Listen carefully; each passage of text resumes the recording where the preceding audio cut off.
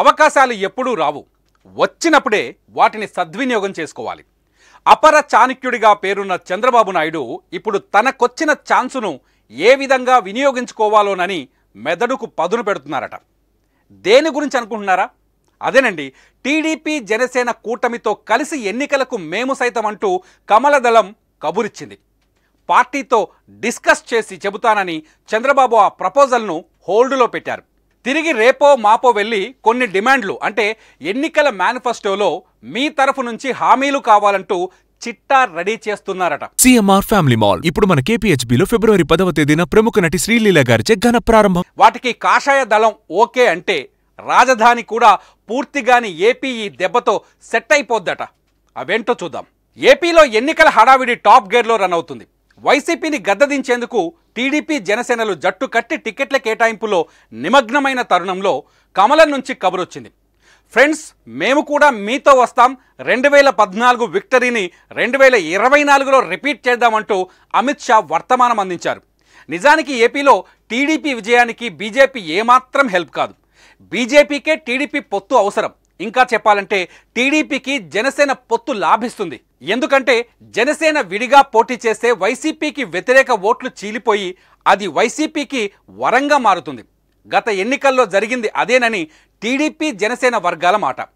జనసేనాని పవన్ కళ్యాణ్ కూడా ఆ పొరపాటు మళ్లీ జరగకూడదనే ఉద్దేశంతో సైకిల్ పార్టీతో స్వారీకి రెడీ అయ్యారు. ఈ క్రమంలో అనూహ్యంగా బీజేపీ లైమ్ లైట్లోకి వచ్చి స్నేహహస్తం అందించేందుకు రెడీ అంటోంది. దీంతో చంద్రబాబు పవన్లు తమ మెదడుకు పదును పెడుతున్నారట. ఎన్నికల వేళ బీజేపీ దోస్తీ తమకు ఉపయోగపడకపోయినా ఎన్నికల తరువాత కేంద్రం నుంచి ఏపీకి రావాల్సిన సాయంపై మాట తీసుకోవాలని అనుకుంటున్నారట. ఎందుకంటే రాష్ట్రం విడిపోయిన తరువాత విభజన హామీలు ఏవీ పూర్తి స్థాయిలో అమలు కాలేదు. వాటిని అమలు చేసే శక్తి కేంద్రానికే ఉంది. రాజధాని నిర్మాణంతో పాటు స్పెషల్ స్టేటస్, పోలవరం ప్రాజెక్టు పూర్తి, విశాఖకు రైల్వే జోన్ వంటి వాటిపై క్లారిటీ కావాలని టీడీపీ జనసేనలు డిమాండ్ చేస్తున్నాయి. వాటి అమలుకు బీజేపీ హామీ ఇస్తే రానున్న ఎన్నికల్లో టీడీపీ బీజేపీ జనసేన కూటమికి తిరుగుండదనేది ఎనలిస్టుల మాట. దీనిపై గట్టిగా పట్టుపట్టేందుకు చంద్రబాబు చూస్తున్నారట. పొత్తులో భాగంగా బీజేపీకి సీట్లు కేటాయిస్తే ఆయా ప్రాంతాల్లో తెలుగు తమ్ముళ్లు త్యాగం చేయాలి. అయినా రాష్ట్ర ప్రయోజనాల కోసం మా వారిని మేము బుజ్జగిస్తాను అని మీరు మాత్రం ఏపీకి న్యాయం చేయాలని బాబుగారు అడగబోతున్నారట. అంతేకాదు, ఏపీకి న్యాయం చేస్తే స్వర్ణాంధ్ర నిర్మాణంలో మీ పేరు సువర్ణాక్షరాలతో నిలిచిపోతుందని చెప్పబోతున్నారట. రాజధాని అమరావతికి అంకురార్పణ చేసిన మోదీ నాయకత్వంలోనే నిర్మాణం కూడా పూర్తవ్వాలని కోరబోతున్నాడట.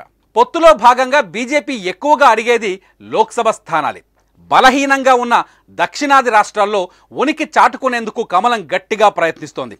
బీజేపీ ఒంటరిగా పోటీ చేస్తే ఎంపీ సీటు అటుంచితే ఒక్క ఎమ్మెల్యే సీటు కూడా గెలవదనేది పొలిటికల్ టాక్. కనుక టీడీపీ జనసేన వంటి బలమైన కూటమితో ఎంపీ స్థానాలు కనీసం 5 అయినా గెలుచుకోవచ్చనేది కమలం ప్లాన్. మరోపక్క దక్షిణాది రాష్ట్రాలు ప్రత్యేక దేశంగా మారాలనే నినాదం రాజుకుంది. ఈ తరుణంలో సౌత్ స్టేట్స్లో ఎంపీ స్థానాలు గెలుచుకొని ఆ వాదం అవసరం లేదనే భావన కల్పించాల్సిన బాధ్యత బీజేపీకి ఉంది. కేంద్రంలో అధికారంలో ఉంది కనుక అందువల్ల మన తెలుగు రాష్ట్రాల్లోనూ కమలం ఉనికిని చాటుకోవాల్సిన అత్యవసర పరిస్థితి. బీజేపీకి తెలంగాణలో పొత్తు లేకపోయినా ఒంటరిగా పోటీ చేసే క్యాడర్ ఉంది, కానీ ఏపీలో అలాంటి పరిస్థితి లేదు. అధికార వైసీపీ ఎన్నడూ ఏ పార్టీతో పొత్తు పెట్టుకోలేదు.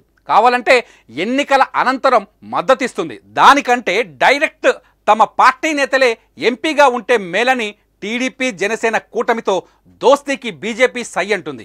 ఈ క్రమంలోనే తమకు కావాల్సినవి చేసి పెట్టాలని బాబు పవన్లు అడగబోతున్నారట. 2014 ఎన్నికల్లోనూ పోలవరం ప్రాజెక్టు నిర్మాణానికి తెలంగాణలో ఉన్న ముంపు మండలాలు కొన్ని ఏపీలో కలపాలని చంద్రబాబు చెప్పారు.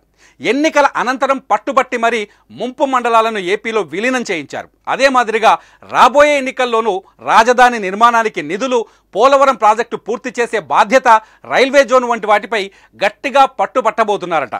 ఏనాటికైనా ఇవన్నీ కేంద్రం చేయాల్సిందే కనుక కమలం పార్టీ బాబుగారి డిమాండ్స్కు ఓకే అంటుందనే టాక్ నడుస్తోంది. అదే గనక జరిగితే ఈ దెబ్బతో ఏపీ సెట్ అయిపోయిద్దంటున్నారు ఎనలిస్టులు. చూద్దాం, పొత్తు కుదిరాక వచ్చే మేనిఫెస్టోతో అవన్నీ అవగతమవుతాయి.